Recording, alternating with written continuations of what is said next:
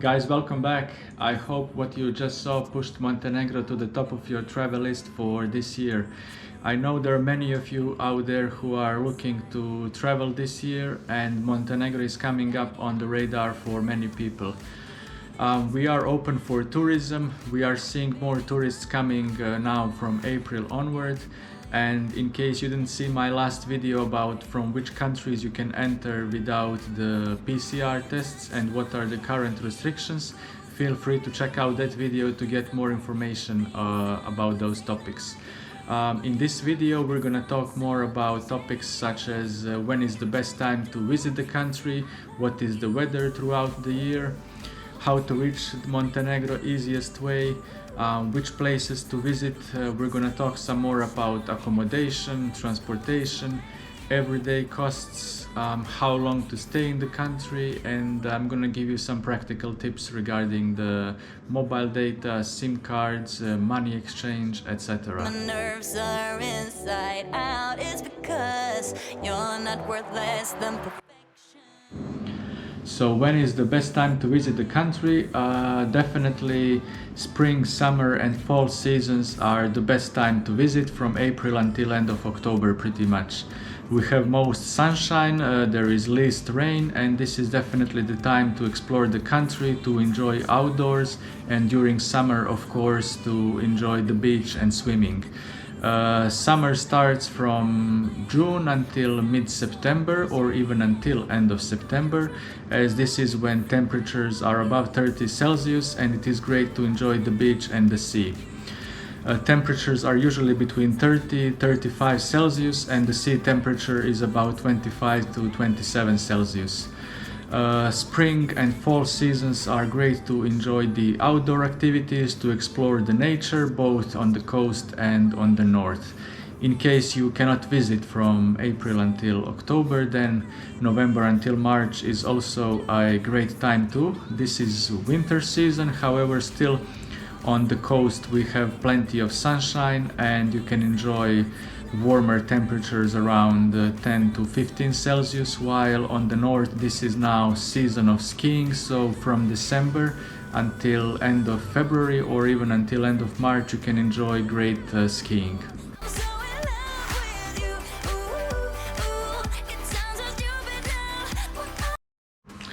So once you figured out when you can visit Montenegro, then the next question is what is the easiest way to reach the country?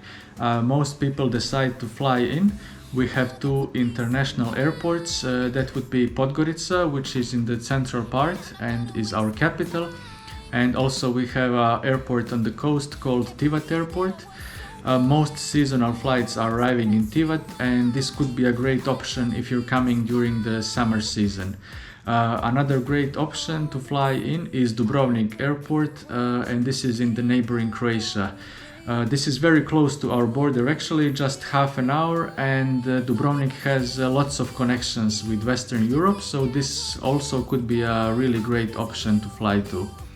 In case you're arriving by car from Dubrovnik, just make sure that you can cross the border, as most of people with rent-a-car need to have a special agreement with the agency to let them pass the border with a rent-a-car to Montenegro.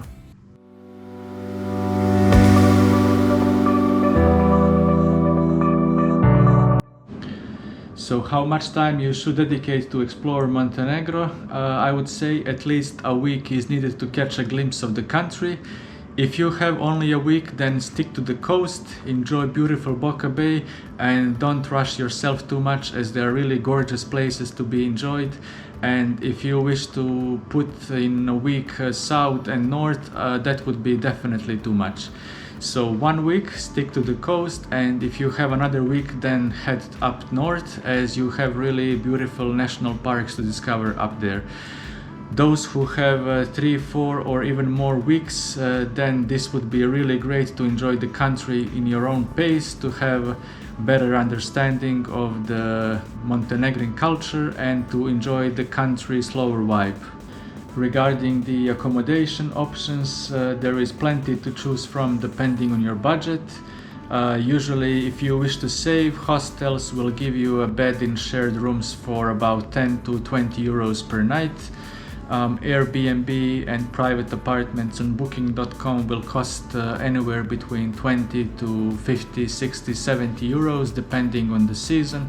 Obviously, the same apartment can cost 60 euro in the summer season and only maybe 20 euro in the winter season. Prices are also different in the coast and on the north. Coast is much more expensive, especially during the summer. Hotels you can book anywhere between 3 to 5 star. 5-star hotel would cost you anywhere between 2 or 300 euros per night during the summer, while in the winter time they can drop rates to about 100 euros per night. 4-star and 3-star hotels usually are anywhere between 50 to 100 euros per night. Obviously they are as well cheaper in the winter than in the summer.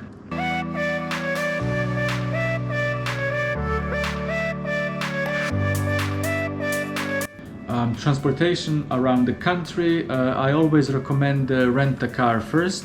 This really gives you freedom to travel at your own pace.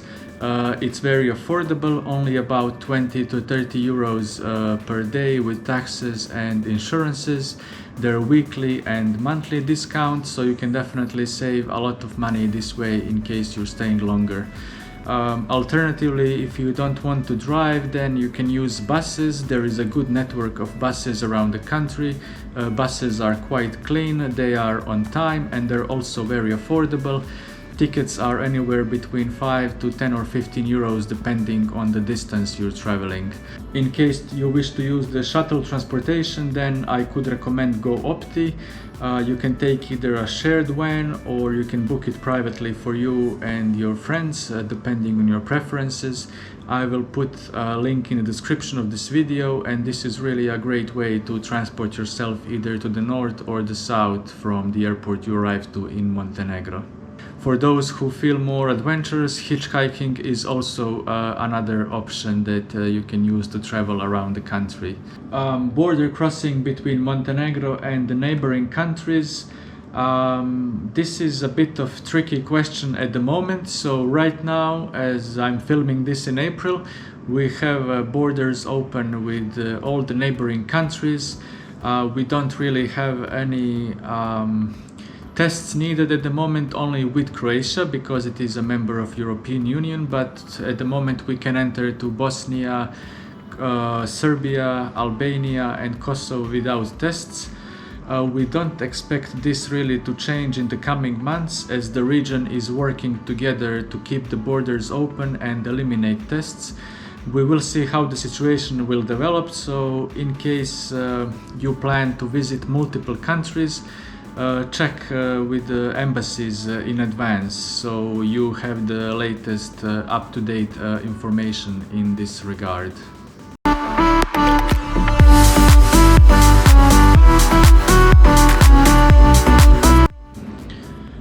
Speaking more about the everyday costs in the country, then accommodation, food, transportation. This usually costs anywhere between 100 to 200 euros per day for, let's say, a couple. Again, this depends on the accommodation type you book. Obviously, if you book hostels, you will save much more than if you pay 100 euros for a hotel per night. The restaurant meal will usually cost you anywhere between 5 to 10 or 20 euro per person, depending on what type of restaurant it is. Mostly local food will cost you about 10 to 20 euro per person. I would definitely recommend to try some local food, as we have fresh ingredients, the food is great, and it is a unique culinary experience in the Balkans. About the transportation, as I mentioned, rent a car will usually be about 20 to 30 euros per day. Buses, depending how often you will travel, will be anywhere between 10 to 20 euro per day for two people, I would say. We also have trains that run from the south in Bar up to the capital Podgorica and further to the north to Bijelo Polje. These are not really much expensive. The ticket is anywhere between 5 to 10 euro depending on the distance that you travel.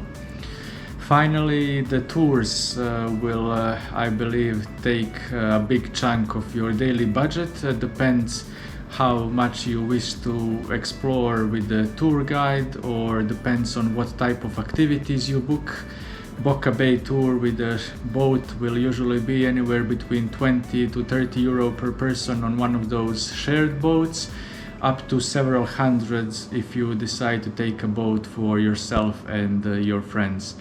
Tara river rafting is about 50 euro per person for a day trip. In case you book overnight experience plus food, this is usually about 100 euro per person. If you wish to visit some wineries, this is again 20 to 30 euro per person. If you, in case the winery is further away, the transportation can add up. In chemistry, you and me alone, you and me alone, inside of our embassy, everything we... Best places to enjoy in Montenegro. This is really a big topic, as for such a small country such as Montenegro, there are so many beautiful places to explore. For those who are having a week or less time, then I would recommend to base yourself in Boca Bay. So you could stay in Tivat or Kotor and from there explore the neighboring places. Kotor is absolutely the must visit, of course. There is UNESCO protected old town along with the San Giovanni fortress just above the city. From there is I would say the best view of the Boca Bay. Close by is Perast. It's an old fishing village with two small beautiful islands. This you should visit when taking a little boat ride. Close by as well you can find the beautiful city of Tivat. You can enjoy the promenade, just enjoy local Deutsch coffee. You can enjoy Luštica Peninsula, which is a great place for outdoors and unspoiled nature. Furthermore, there is Budva, just half an hour drive from Kotor or Tivat. Budva has a beautiful old town. Best beaches in Montenegro are actually in Budva Riviera, and also fishing villages such as Sveti Stefan and Pržno are just a 10-minute drive from Budva old town. Also, I would recommend to visit Cetinje. This is half an hour drive from Budva. As this is our cultural capital, you can visit several museums to learn more about Montenegro's history. From Cetinje, I could recommend driving with old Austro-Hungarian road from the 19th century through Lovce National Park, and from there you will drive to Kotor. This is a very scenic drive. There are also gorgeous views of Boca Bay. So visiting all these places and also Herceg Novi in Boca Bay, 1 week should be enough. You shouldn't really rush yourself too much, as these are beautiful places and it will take you time to process the beauty and just to enjoy all of these places. In case you have another week, then head to the north, explore the beautiful national parks such as Žabljak and Biogradska Gora.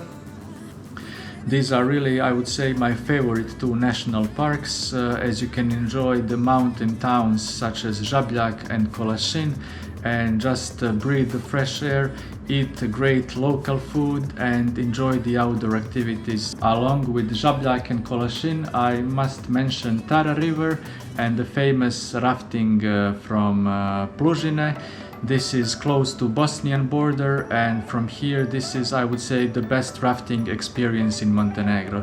So these would be my top recommendations. I will create more videos on all of these destinations separately.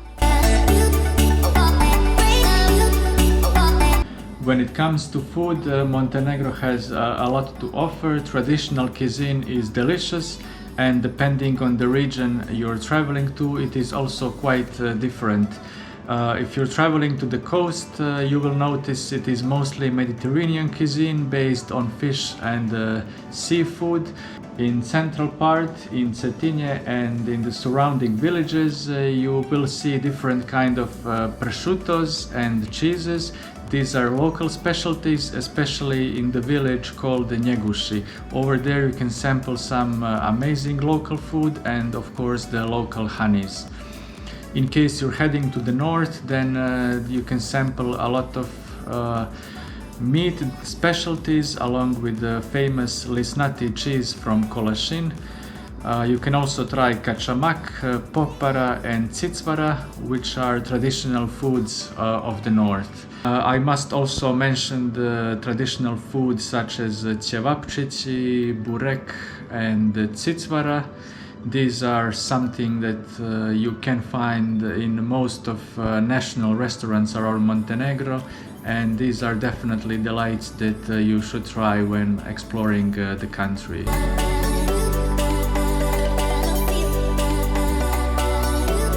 Finally, regarding some practical tips about Montenegro, I would mention here money exchange in case you're bringing foreign currency. For example, let's say US dollar or UK pound, it is best to exchange them in the bank.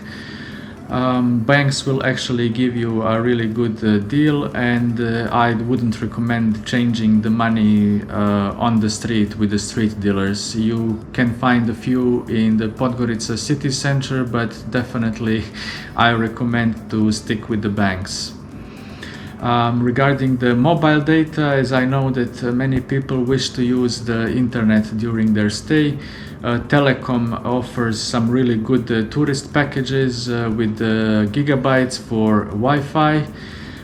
They usually offer different deals every year, so I would recommend to check their website, as you will see the latest information. Usually they offer packages for a week, 2 or a month, and it's anywhere between 15, 20 or 30 euros, depending on how many gigabytes you include in your package and for how long you decide to stay in the country. Guys, thank you for watching. I hope this gives you some answers and helps you out in the researching phase.